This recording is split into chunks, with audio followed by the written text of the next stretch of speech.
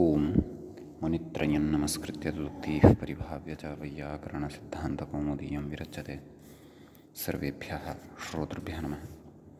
अस्माभिः गतपाठे यद्यत् पठितं तद् एकवारं स्मरामः। वयं वैयाकरणसिद्धान्तकौमुदी इत्याख्यस्य ग्रन्थस्य तत्र हलन्तपुल्लिङ्गप्रकरणं पठन्तः स्मः। प्रकरणस्य अस्माकं क्रमे तत्र 8-सप्ततितमः पाठः गतपाठः प्रवृत्तः। अस्मिन् पाठे आदौ तावत् सेदिवस् इति शब्दस्य रूपाणि तृतीयाविभक्तितः आरभ्य सप्तम्यन्तानि अस्माभिः साधितानि। तत्र सेदुषः सेदुषा सेदिवद्भ्याम् इत्यादीनि रूपाणि सर्वाणि अपि क्रमशः दृष्टानि। ततः तत्र सुहिनस् इति कश्चन शब्दः अन्यः सकारान्तेषु पठितः। तत्र सुष्ठु हिनस्ति इति सुहिन् एवं रीत्या तत्र विग्रहः दृष्टः। ततः अपि पूर्वं तत्र सान्तमहतः इत्यत्र सान्तसंयोगः अपि प्रातिपदिकस्य एव गृह्यते, न तु धातोः महच्छब्दसाहचर्यात् इति कश्चन सिद्धान्तः पठितः। अतः सान्तमहतसंयोगस्य इत्यनेन दीर्घः अत्र न शङ्कनीयः इति काचित् तत्र सिद्धान्तपरा स्पष्टता अस्माभिः मूले एव दृष्टा लक्षिता। तत्र सुहिन् सुहिंसौ सुहिंसः सुहिन्भ्यां सुहिंत्सु सुहिंसु इत्यादीनि रूपाणि च साधितानि। तदनन्तरं ध्वंस् इति शब्दः स्वीकृतः। तत्र अनिदिताम् इत्यादिना सूत्रेण नकारस्य लोपः, ध्वत् ध्वद् ध्वसौ ध्वसः इत्यादीनि रूपाणि साधितानि। एवमेव तत्र स्रंस् इत्यपि शब्दः स्वीकृतः। तत्र स्रत् स्रद् स्रस् स्रसौ स्रद्भ्याम् इत्यादीनि रूपाणि च साधितानि। नाम यथा ध्वस् अथवा ध्वंस् इत्यस्य शब्दस्य रूपाणि सिद्धानि तद्वत् अस्यापि रूपाणि अस्माभिः साधितानि इति। ततः तत्र अग्रिमः सकारान्तः शब्दः पठितुम् अस्माभिः आरब्धाः। तत्र पुंस् इति शब्दः अग्रे विमर्शाय स्वीकृतः। अपि च हलन्तेषु वयम् अन्तिमवर्णं स्वीकृतवन्तः स्मः। यदन्ताः शब्दाः अस्माभिः पठ्यमानाः वर्तन्ते। यतोहि प्रत्याहारसूत्रेष्वपि अन्तिमः वर्णः एषः सकारः भवति। यद्यपि हकारः भवति परन्तु हकारः पूर्वमपि पठितः भवति हयवरट् इत्यत्र। हल् इत्यत्र हकारस्य पठनस्य तु प्रयोजनं भिन्नं भवति। सम्यक्। तर्हि तत्र ध्वत् ध्वत् इत्यादीनि इत्येतत् शब्दद्वयं साधयित्वा पुंस् इति सकारान्ते शब्दे अस्माभिः विमर्शः कृतः। तत्र पुमान् पुमांसौ इत्यादीनि रूपाणि साधनीयानि। तदर्थं तत्र पुंसः असुङ् आदेशः अपेक्षितः। तदर्थं सूत्रं पठितम् अस्माभिः पुंसोऽसुङ् इति। अस्य सूत्रस्य अर्थः च दृष्टः। सर्वनामस्थाने विवक्षिते पुंसोऽसुङ् स्यात् इति। तत्र विवक्षिते इति कुतः उक्तम् इत्यत्रापि काचित् चर्चा कृता। तत्र परमपुंस-शब्दात्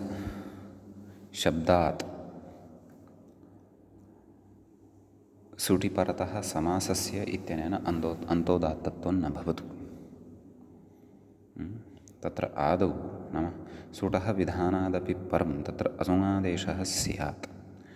नाम सुट् सर्वनामस्थानसंज्ञकः तस्मिन् विवक्षिते सति न तु विहिते सति इति तत्र कश्चन विशेषः दृष्टः। सुटि विवक्षिते सति तत्र सर्वनामत्वं क्षन्तव्यः असुङ् इति आदेशः पुंसशब्दस्य स्थाने विधेयः।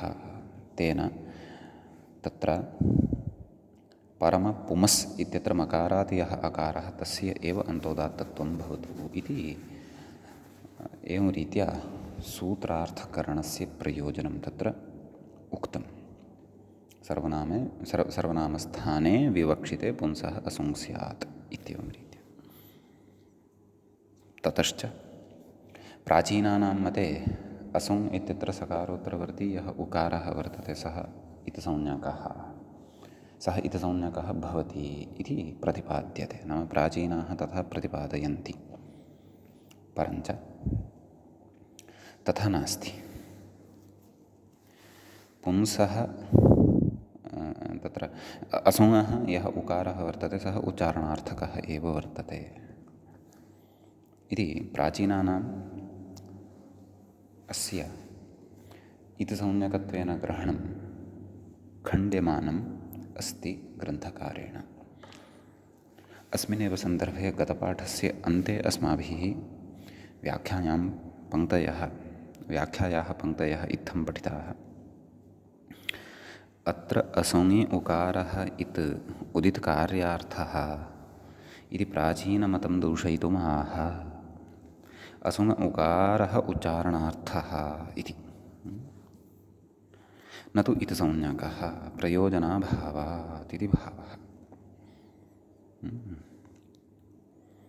ततश्च ननु उदितकार्यमस्ति प्रयोजनम् इत्यत आह। नाम उदितकार्यं प्रयोजनं भवत्येव खलु अतः उच्यते किम् पूञो डुन्सुन्निति प्रत्ययस्य उगित्वेनैव नुं सिद्धेरिति। ननु विनिगमनाविरहः इत्यत आह बहुपुंसि इत्यत्र उगितश्च इति ङीबर्थः कृतेन इति। नाम मूले उक्तां पङ्क्तिम् अन्वयमुखेन व्याख्याता तत्र कथितवान्। यद्यपि मूले तु पङ्क्तिः कथं तत्र बहुपुंसि इत्यत्र उगितश्च इति ङीबर्थं कृतेन पुंसो सुङ् डुम्सुन् इति प्रत्ययस्य उगित्वेन एव नुं सिद्धेः इति मूले उक्तं वर्तते। तत्र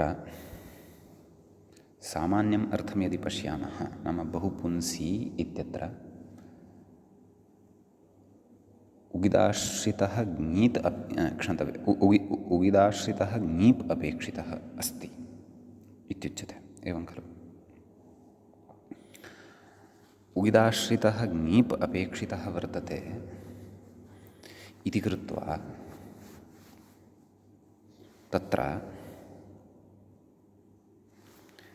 असुङः उकारः इत् संज्ञकः वक्तव्यः येन सह उगित् सम्पद्येत।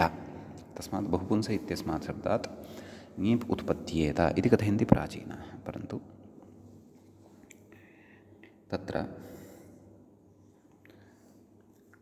उक्तं तत्र मूले नाम उगितश्चेति ङीवर्थं कृतेन पूञो डुन्सुन् इति प्रत्ययस्य उगित्वेनैव नुं सिद्धिः।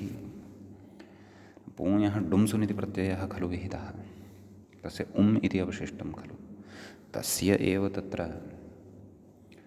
उगित्वं वर्तते खलु। अतः तदुगित्वम् आश्रित्य एव प्रकृते नुमः सिद्धिः भवत्येव खलु। किमर्थम् अत्र असुङः उकारः ङित्संज्ञकः वक्तव्यः इति दीक्षितस्य अभिप्रायः।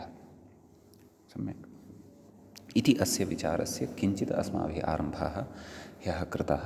उदाहरणं मुखतया तु अयं विचारः इतोपि श्रोतव्यः वर्तते इति एतावांश्च विशेषः अस्माभिः तत्र गते पाठे पठितः।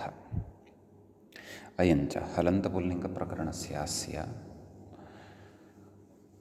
870तमः पाठः अस्माकं क्रमे तत्र गतपाठः आसीत्। अधुना तावत् नवसप्ततितमः पाठः अथवा ऊनाशीतितमः पाठः अथवा एकोनाशीतितमः पाठः अस्माकं क्रमे आरब्धो भवति। समीचीनं।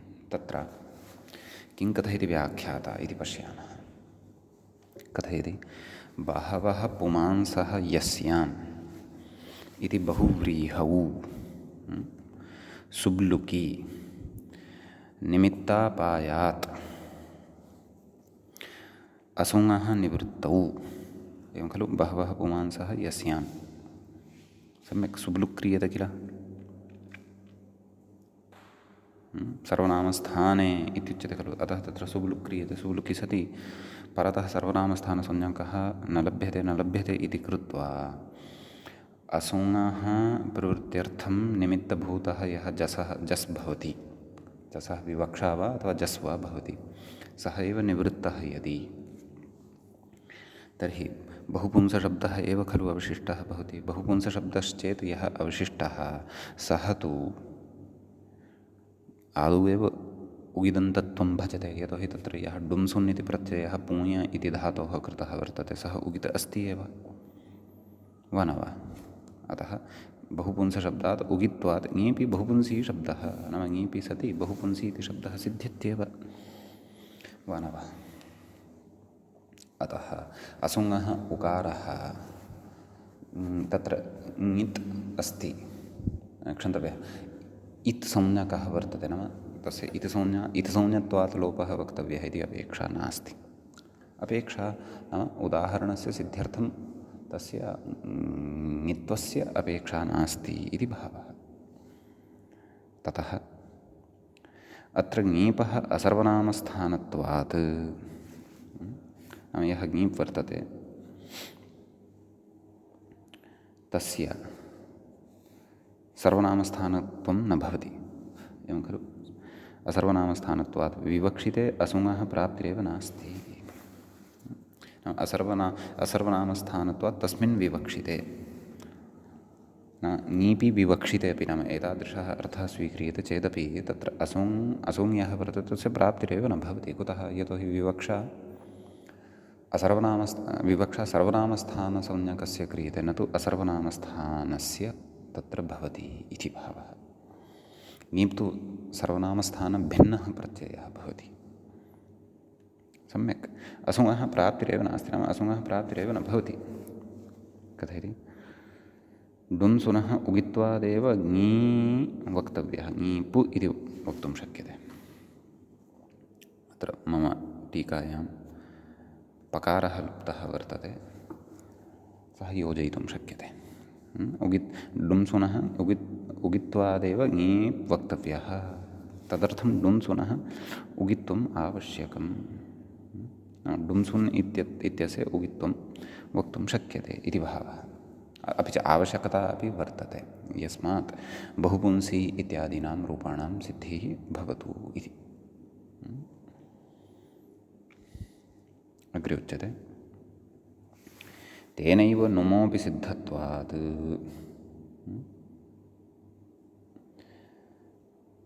एवं खलु, नाम तस्य तत्र उगित्वं वर्तते कस्य? डुम्सुनः। अतः नुम् अपि सिद्धः भवत्येव खलु।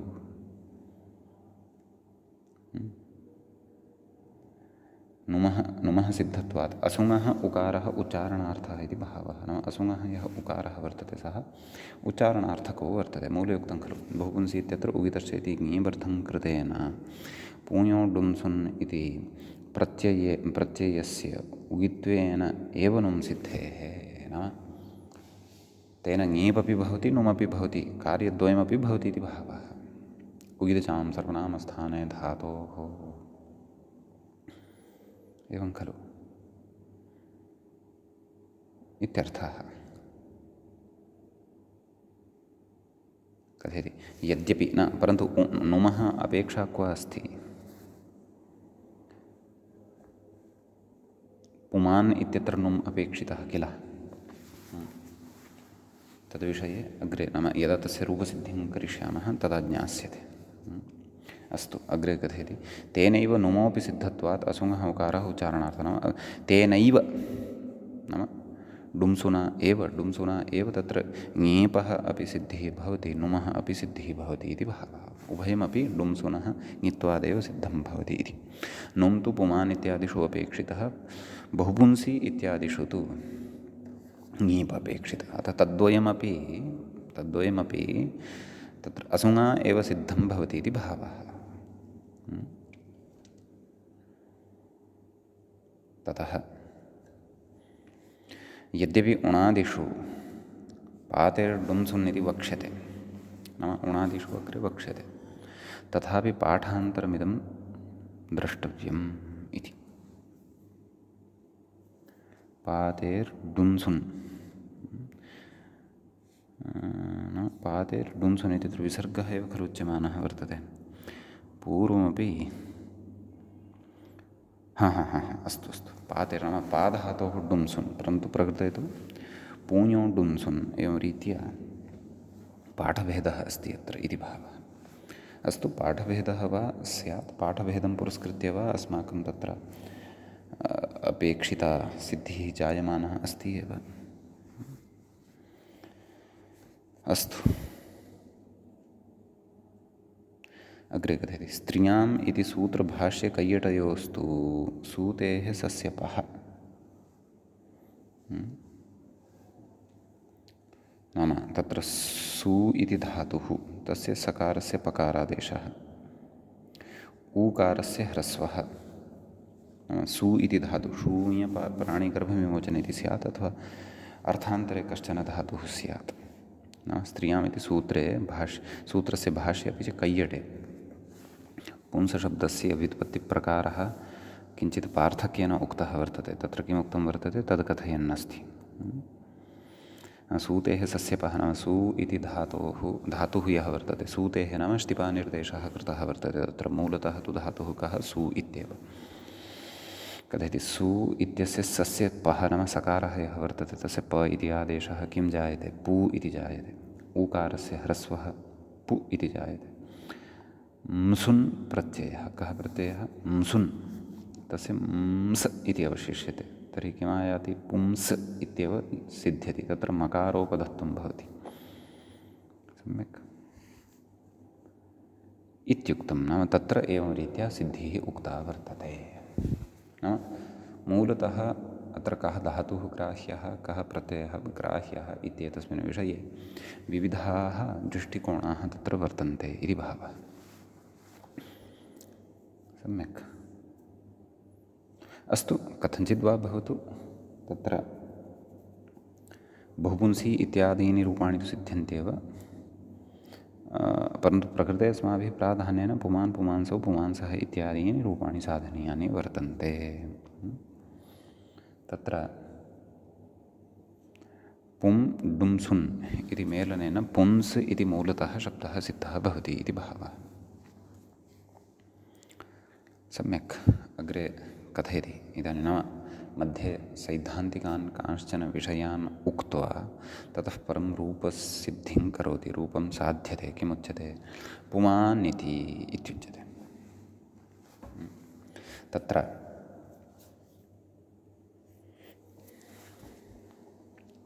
कथयति व्याख्याता डुम्सुन् इति कृत्वानुस्वारनिर्देशः इति वस्तुतः डुम्सुन् इत्यत्र डुम्सुन् नाम मध्ये मकारः वर्तते तस्य मकारस्य नश्चापदान्तस्य झलि इत्यनेन अनुस्वारः कृतः भवति अतः कृतानुस्वारस्य निर्देशत्वेन डुम्सुन् इत्युच्यते एवं खलु कथयति ततश्च पुंसशब्दात् सौ विवक्षिते असुं नाम पुंस इति शब्दात् सुप्रत्ययः नाम प्रथमाविभक्तेः एकवचनस्थः सु इति प्रत्ययः यदा विवक्षितः भवति तदा पुंस इत्यस्य पुंसशब्दात् सौ विवक्षिते असुं नाम तस्य असुङादेशः भवति एवं खलु पुंसः असुं स्यात् इत्युक्तं खलु कथयति ङकारः इति उकारः उच्चारणार्थः ङिच्च इति अन्तादेशः नाम ङिच्च इति सूत्रबलात् तत्र पुंस इति अस्मिन् सूत्रे यः सकारः वर्तते तस्य सकारस्य स्थाने तत्र तन्नाम असुङ् इति आदेशः भवति। असुङ् इत्यस्य अस् अवशिष्यते तर्हि पुम् अस् पुमस् इति स्थितिः जायते। कथयति निमित्तापायात् अनुस्वारनिवृत्तौ पुमस् सुः, एवं खलु।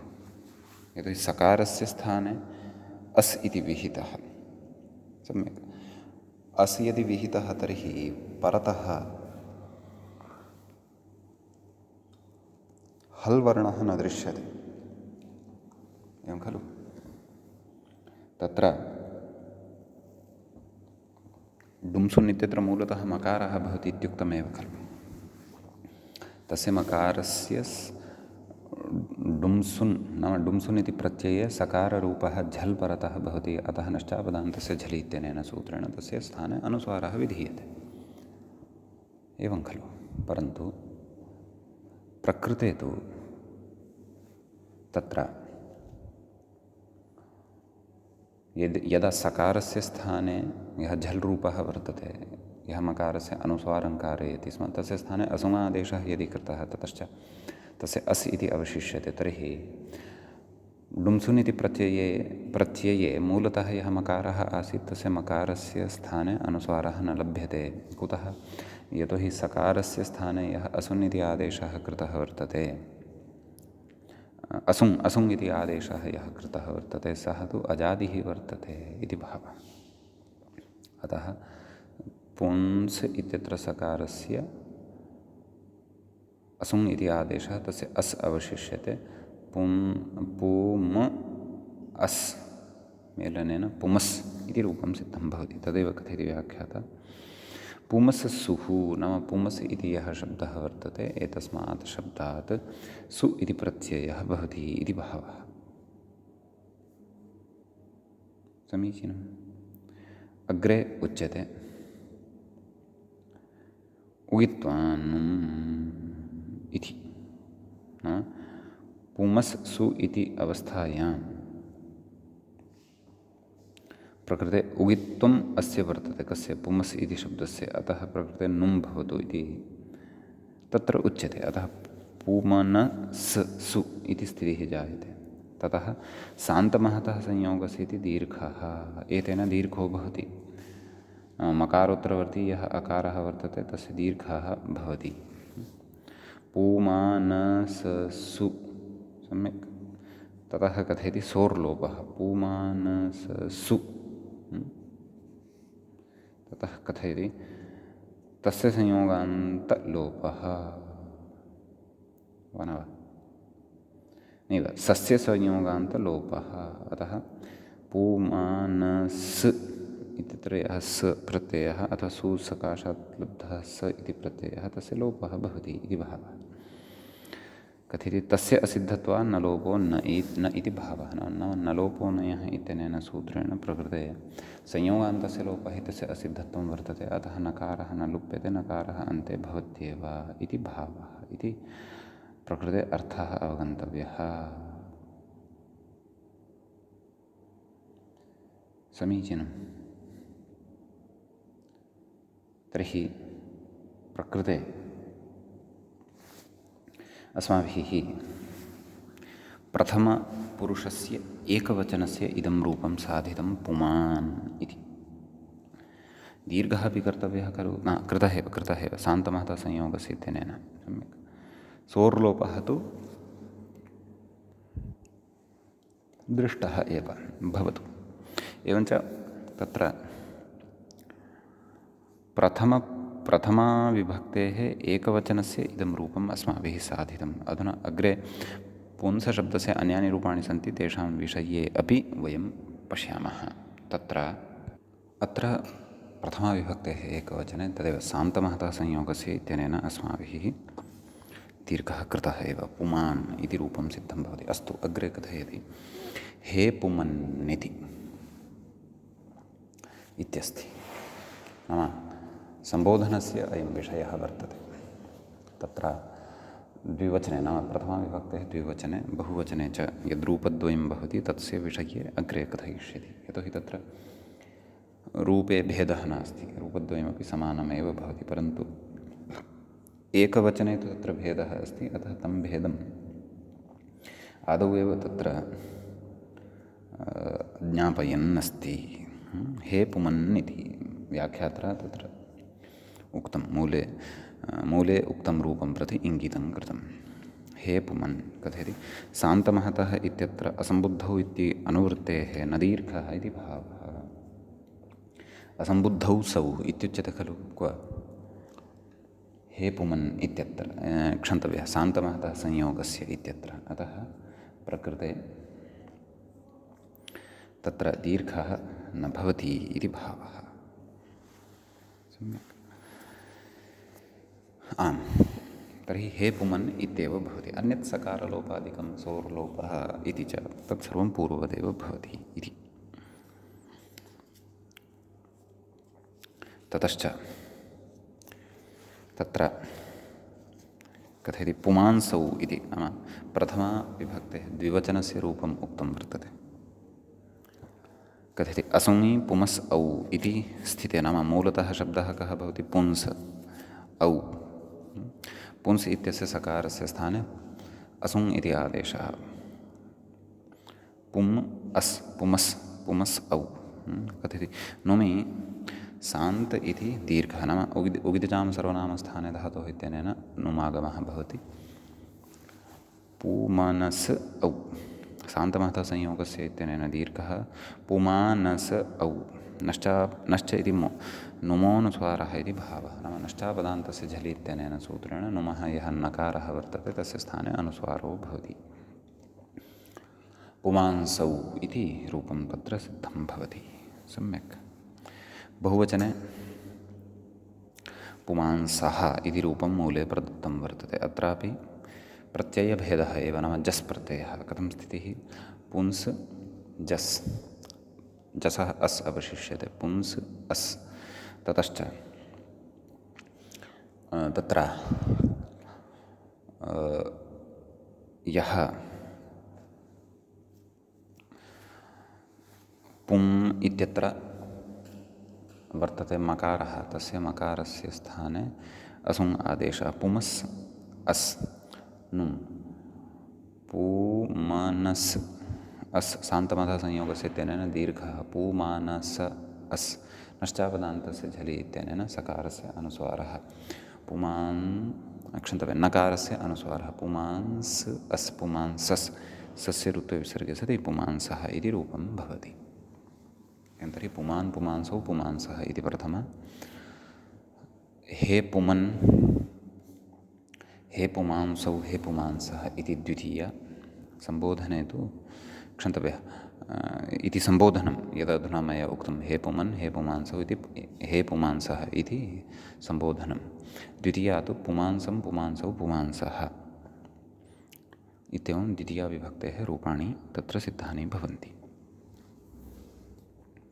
एवं किल, नैव पुमांसौ पुमांसौ बहुवचनस्य रूपं तु साधनीयं वर्तते, पुंसः इत्युच्यते। तत्र मूले उक्तं पुंसः, व्याख्याता अपि कथयन्नस्ति पुंसः। पुंसः पुंसेति, नाम तृतीया विभक्तेः एकवचनस्यापि रूपं योगदैव स्वीकुर्वन्नस्ति व्याख्याता। पुंसा इत्यपि अस्ति खलु। कथयति शसादौ असर्वनामस्थानत्वात् असोङाभावे रूपम् इति। पुंस् अस्, पुंस् टा अस् अर्थात् शस्, टा इत्यस्य आ इति अवशिष्यते। कथयति शसादौ असर्वनामस्थानत्वात्, नाम सर्वनामस्थानत्वं न भवति। सुवौजस् अम् औट् एतेषामेव सर्वनामस्थानत्वम्।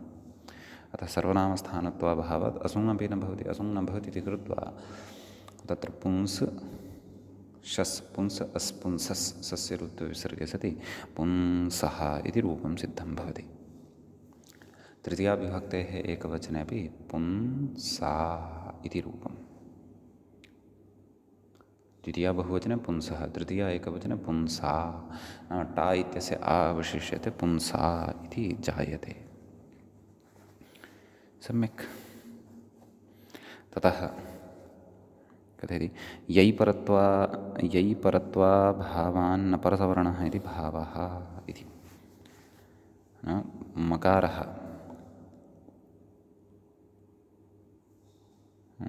आम् इत्यत्र एव किल। आं सत्यं, नाम अनुस्वारः यः भवति तस्य परसवर्णत्वेन मकारः न लभ्यते इति। कुतः? अनुस्वारस्य यै पर नाम यै परकत्वं न लभ्यते इति कृत्वा। एवं खलु पूर्वं मया नष्टापदान्तस्य झलि इति क्वचित् उक्तं किल, तथा तु न भवति। नस्य मस्य च अपदान्तस्य अनुस्वारः, आम् अनुस्वारानन्तरं परसवर्णत्वमपि भवति खलु।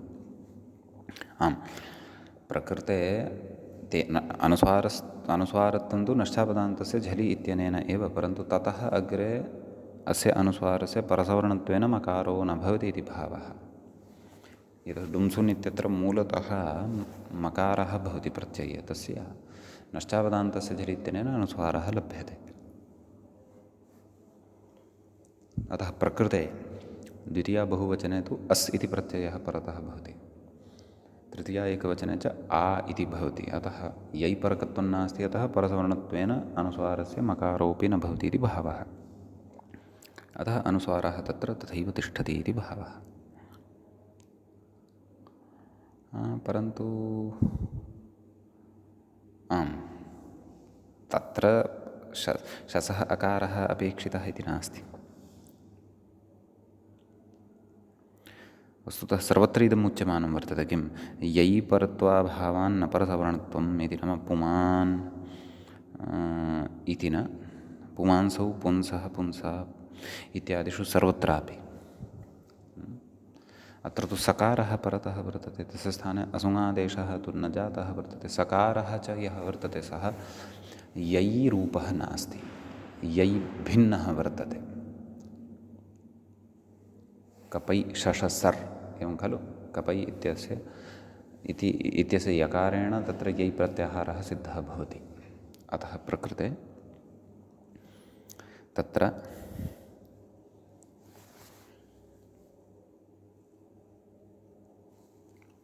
परसवर्णत्वं न भवति इति भावः।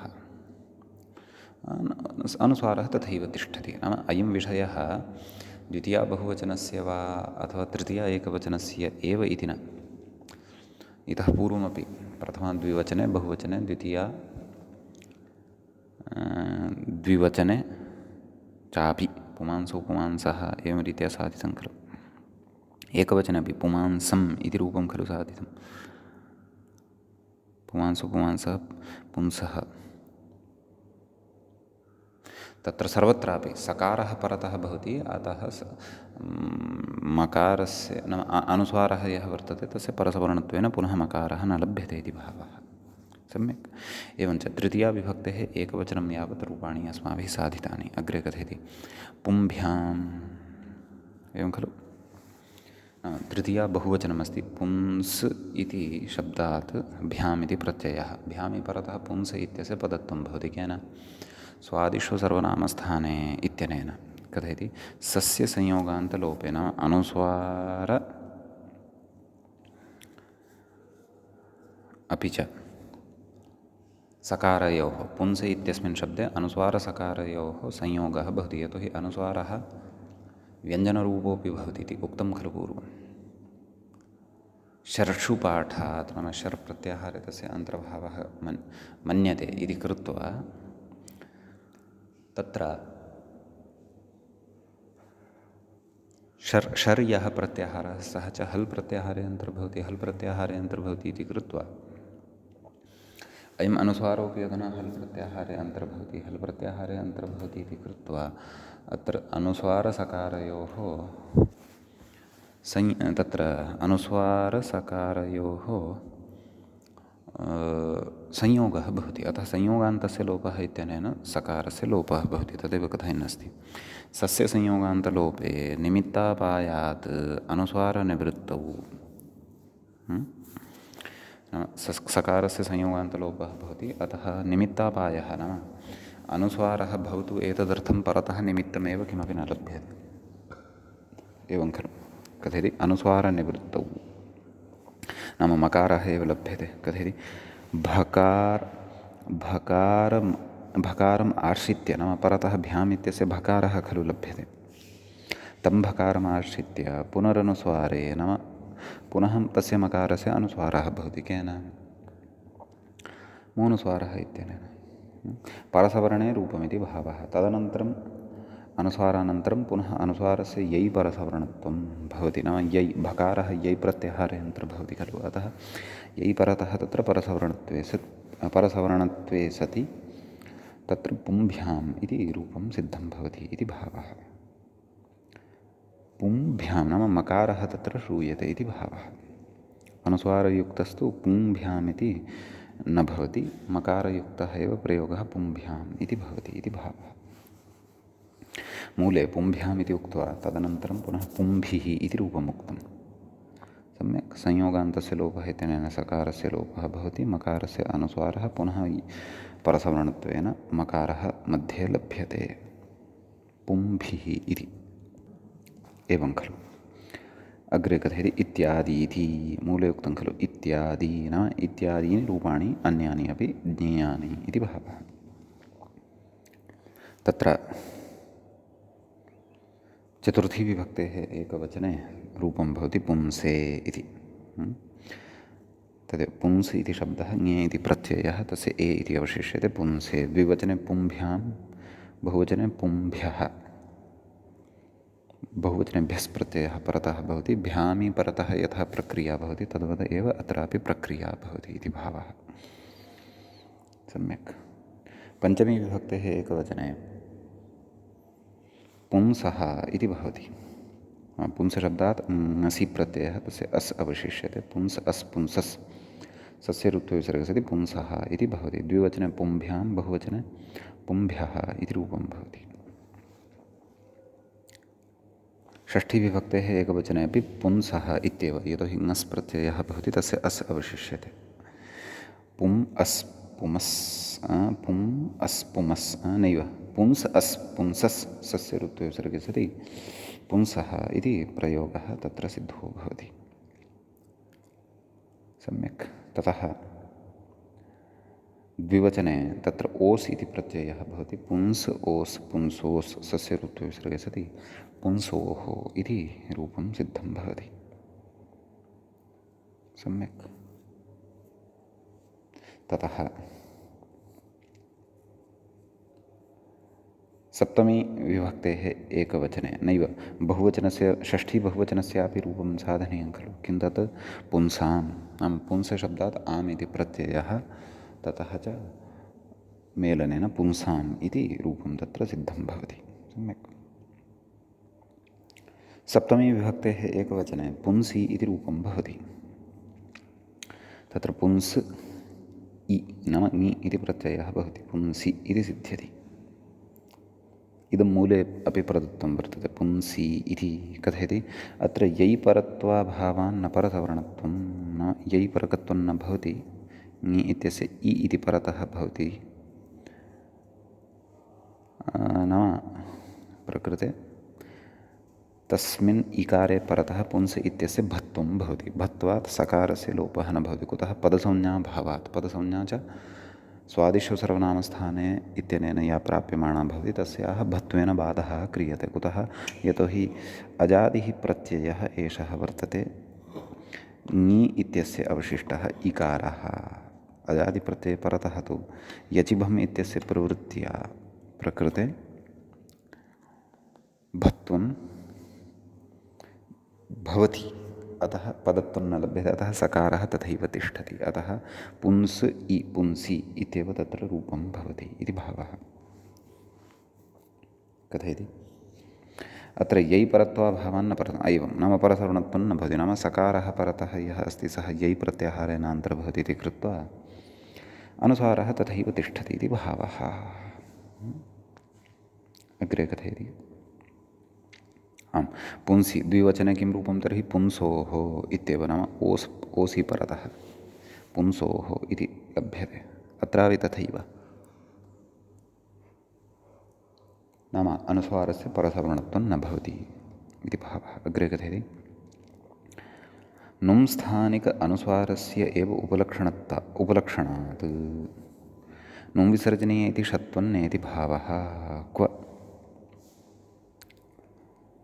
पुंसु इत्यत्र एवं खलु पुंससु इति स्थितिः भवति खलु। पुंससु इत्यवस्थायां स्वादिशो सर्वनामस्थाने इत्यनेन पुंस इत्यस्य पदसंज्ञा भवति। पदसंज्ञा भवति इति कृत्वा पदसंज्ञाकारणात् तत्र संयोगान्तस्य लोपः इत्यनेन सूत्रेण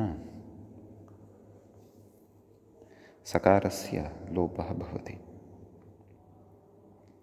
पुंसु इत्यवस्थायां मकारस्य अनुस्वारः भवति। पुंसु इति रूपं सिद्ध्यति। तत्र कथयन् अस्ति नाम नुं विसर्जनीय शर्व्यवायेऽपि इत्यत्र नुं स्थानिकः एव अनुस्वारः विवक्षितः वर्तते। प्रकृते तु पुंस इत्यत्र अनुस्वारः यः अस्ति सः अनुस्वारः नुमः सकाशात् न लब्धः वर्तते, अपि तु अयम् अनुस्वारः तत्र डुम्सुन् इति प्रत्यये यः मकारः तस्य मकारस्य स्थाने लब्धः वर्तते इति भावः। अतः नुं विसर्जनीय शर्व्यवायेऽपि इत्यनेन पुंसु इत्यत्र सकारस्य षत्वं नैव शङ्कनीयम् इति भावः। अतः पुंसि इत्येव तत्र रूपं भवति इति। सम्यक् क्षन्तव्यः, पुंसु इत्येव रूपं भवति इति भावः। इति अयं सकारान्तेषु शब्देषु पुंसशब्दकतः विशेषः सम्पन्नः भवति। अधुना तावत् वयम् अग्रे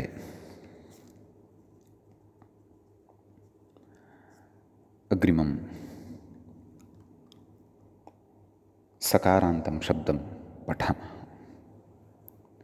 उशनस् इति अग्रिमः सकारान्तः शब्दः स्वीक्रियमाणः वर्तते चिन्तनाय, परन्तु तस्य सिद्धिः कथं भवति इत्येतस्मिन् विषये तु इदानीं पठनीयं वर्तते। सम्यक् तत्र कथयति, वशकान्तौ व्याख्यातारं पश्यामः। वशकान्तौ अस्मात् वशेः कनसिः इति कनसि प्रत्ययः। उशनस् इत्यस्य सिद्धिः कथं भवति इति मूलतः उच्यमानं वर्तते।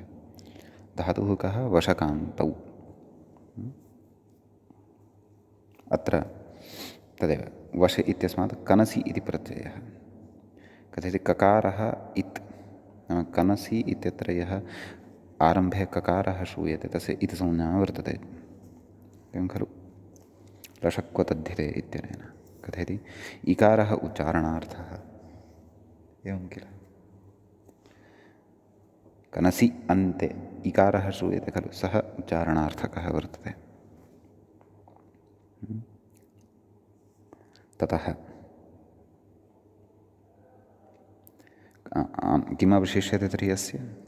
अनस् इति खलु अवशिष्यते। का स्थितिः जाता? वश् अनस् वशनस् वश् अनस् इत्यवस्थायां कथयति ग्रहीज्या इति सम्प्रसारणं। ग्रहीज्या वैवधिव्यष्टि इत्यादि सूत्रमस्ति खलु, तेन सूत्रेण सम्प्रसारणं भवति। नाम वशधातौ यः वकारः वर्तते यणरूपः तस्य स्थाने इग्वर्णत्वेन सम्प्रसारणं भवति इति भावः।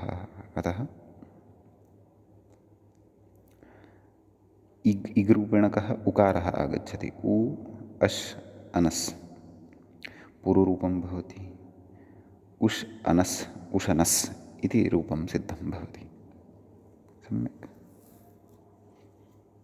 कथयति तस्य सौविशेषमाह, नाम सुप्रत्यये परतः तत्र कश्चन विशेषो वर्तते। सः कः विशेषः? सः अस्ति उच्यमानः अधुना। एवं खलु, कः विशेषः इति चेत् कथयति ऋदुशनस् इत्यनङ् इति मूले उक्तं खलु। ऋदुशनस् इत्यनङ् सूत्रमिदं पूर्वं पठितं वर्तते अस्माभिः। किं? ऋदुशनस् पुरोदन्सोने हसाञ्च इति। एतेन सूत्रेण तदेव नाम अनङ् इति आदेशः भवति उशनस् इत्यत्र विद्यमानः यः सकारः तस्य स्थाने। कथयति ङकारः इत् अनङः विषयः, अनङः विषये अस्माभिः पूर्वं पठितं वर्तते। ऋकारान्तशब्दनिरूपणावसरे तथापि कथयन्नस्ति अत्र पुनः ङकारः इति नाम अनङ् यः वर्तते तस्मिन् यः ङकारः वर्तते सः इति संज्ञकः वर्तते इति भावः। ततः अकारः उच्चारणार्थः, अनङि अकारः उच्चारणार्थः वर्तते, अन् इति अवशिष्यते इति भावः। कथयति ङित्वात् अन्तादेशः, अनङित् वर्तते अतः ङिच्च इति परिभाषा उपतिष्ठते। अतः उशनस् इत्यत्र यः अन्ते वर्तते कः सकारः, तस्य सकारस्य स्थाने अयम् आदेशो भवति इति भावः। एवं खलु? तर्हि उशन स इत्यस्य स्थाने खलु अन् इति आदेशः। उशन अन् स, एवं खलु? उशन्नस् इति शब्दः, तत्र सकारस्य अन् इति आदेशः उशन अन् स। तर्हि प्रकृते अतो गुणेत्यनेन पररूपमपि वक्तव्यं, तद् व्याख्यात्रा नोक्तं वा इति भाति। नाम उशन इत्यत्र नकारोत्तरवर्ती यः अकारः, तस्माच्च परतः वर्तते अन् इति आदेशस्य अकारः, अनयोः पररूपम्। अतः उशन अन उशनन् स इति स्थितिः जायते। एवं खलु? उशनन् स इत्यवस्थायां कथयति इति स्थिते उपधा दीर्घः, का स्थितिः जायते? उशनान् स कथयति हल्ङ्यादिना सुलोपः, उशनान् न लोपः, अर्थात् न लोपः प्रातिपदिकान्तस्य इत्यनेन नकारस्य लोपः। उशना इति रूपं तदेव कथयन्नस्ति अग्रे, उशना इति रूपम् इति भावः। तदेव मूले उक्तं ऋदुशनस् इत्यनङ् उशना इति रूपं सिद्धं भवति। सम्यक्। अग्रे किमुच्यते इति पश्यामः व्याख्यात्रा।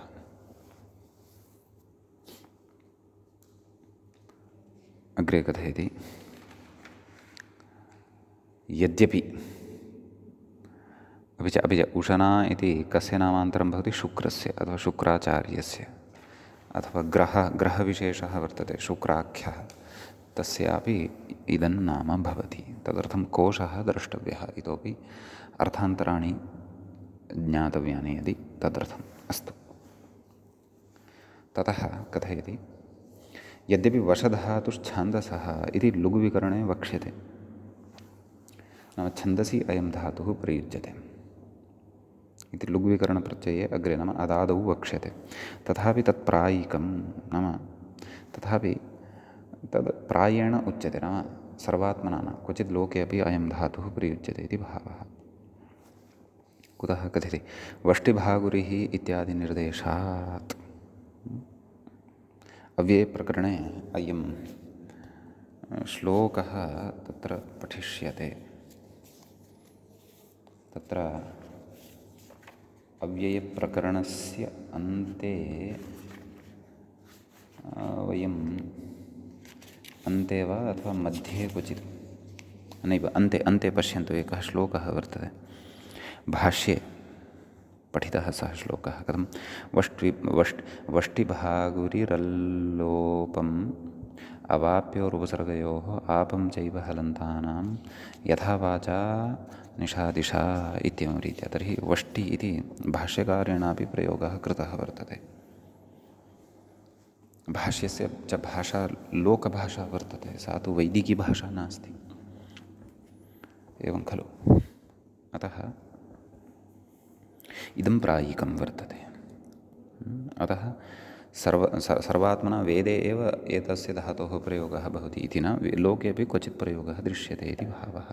अग्रे गच्छति उशना भार्गवः कविः इति कोशाच्च, नाम कोशे अपि तत्र अस्य व्याख्यानं कृतं वर्तते। अत एव एषः व्याख्याता। कः व्याख्याता? बालमनोरमाकारः। तत्र ग्रन्थस्य आरम्भे यदा मङ्गलाचरणं करोति, कः? बालमनोरमाकारः। तर्हि तत्र अन्तिमं पद्यम् अस्माभिः पठितम् आसीत्, भवन्तः स्मरेयुः। पश्यन्तु, तत्र यदि भवन्तः गत्वा अधुनैव पश्यन्ति स्पष्टता भवति किं कथम् एतेन तृतीयं पद्यं तत्र रचितं। व्याख्याता बहुभिः प्रौढैः एषा सिद्धान्तकौमुदी वासुदेवस्तु तद्व्याख्यां वष्टिबालमनोरमाम् इति।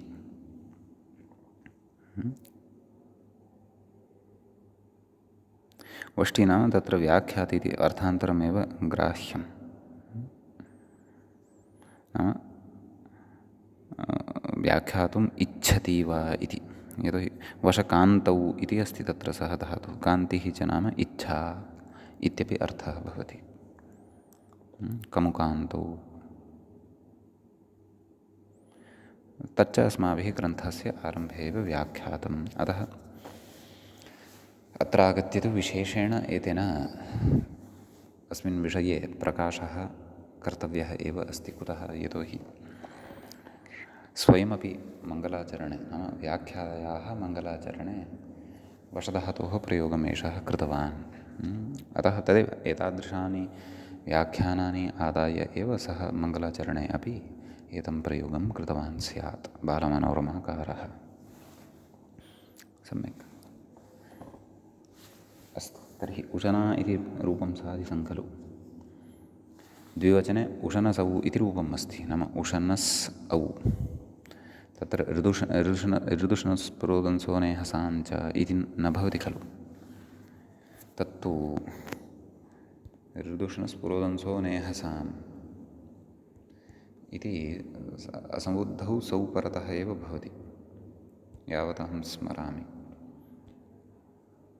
ऋदुषणस्पुरोदन्सोने हसाञ्च कोऽर्थः? कानि तत्र निमित्तानि?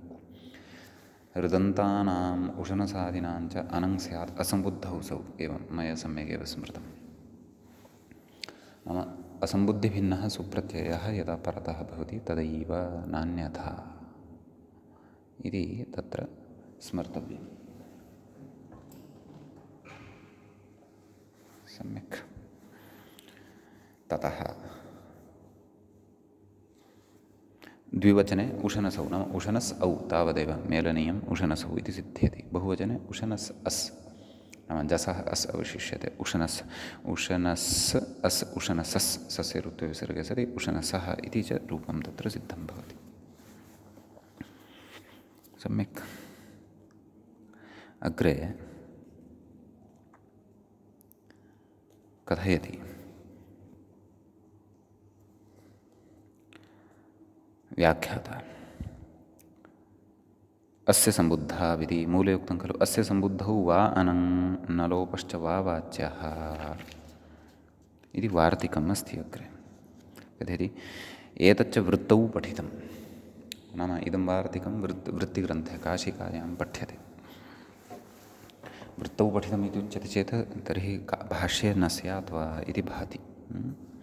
कथयति वशधातौ माधवस्तु सम्बोधने तु उशनसस्त्रिरूपं सान्तं तथा नान्तम्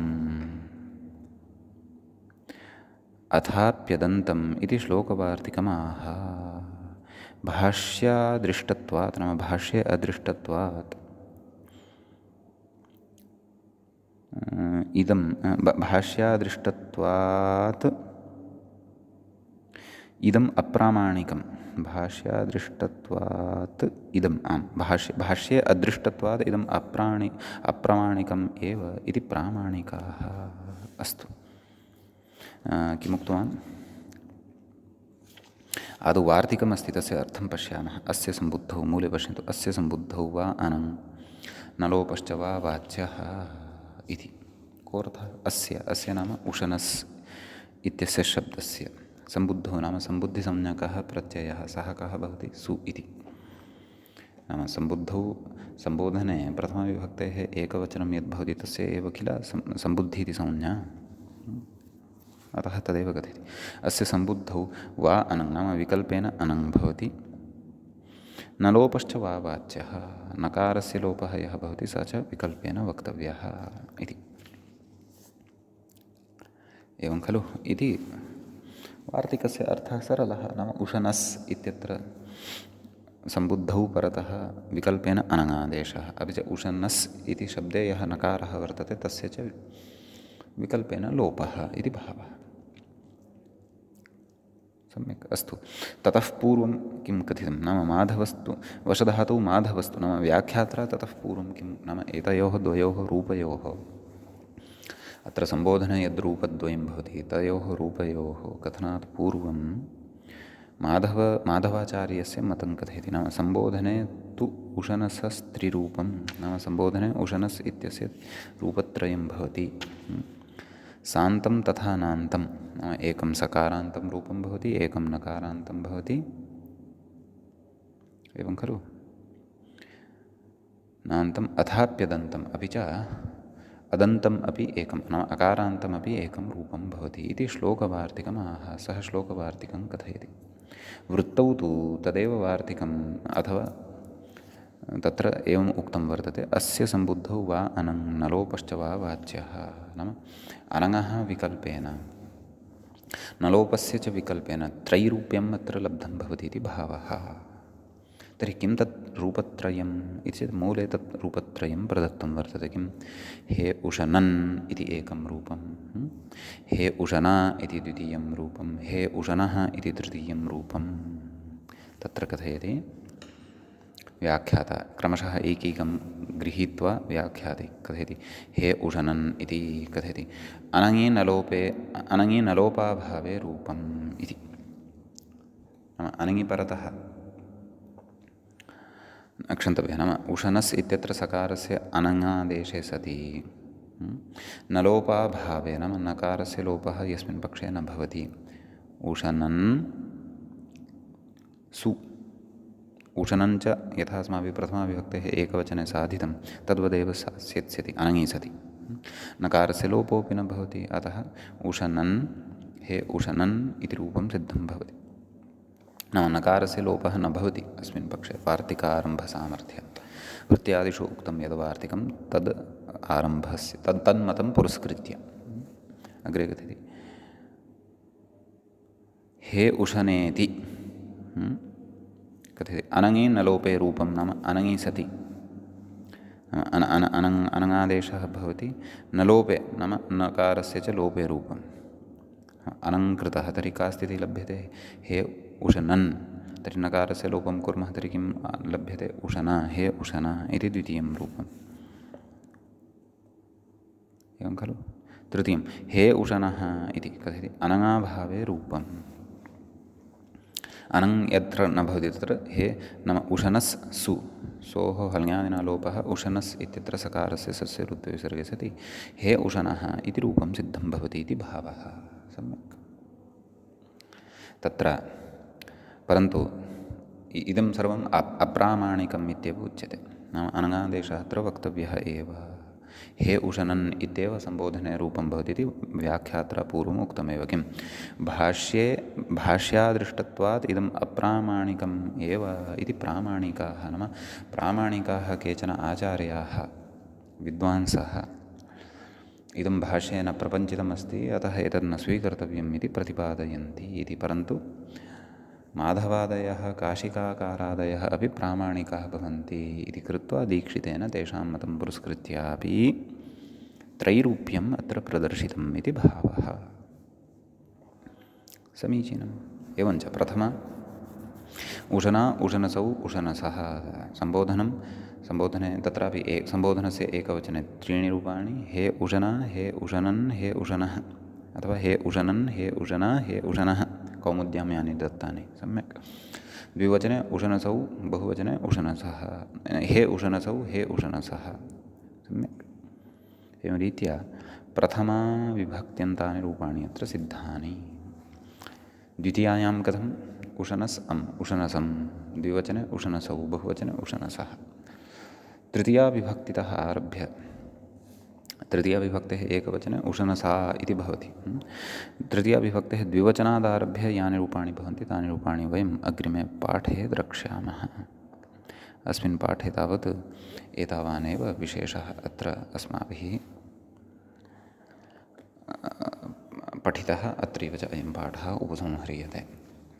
मुनित्रयं नमस्कृत्य उक्तिः परिभाव्य च वैयाकरणसिद्धान्तकौमुदीयं विरच्यते।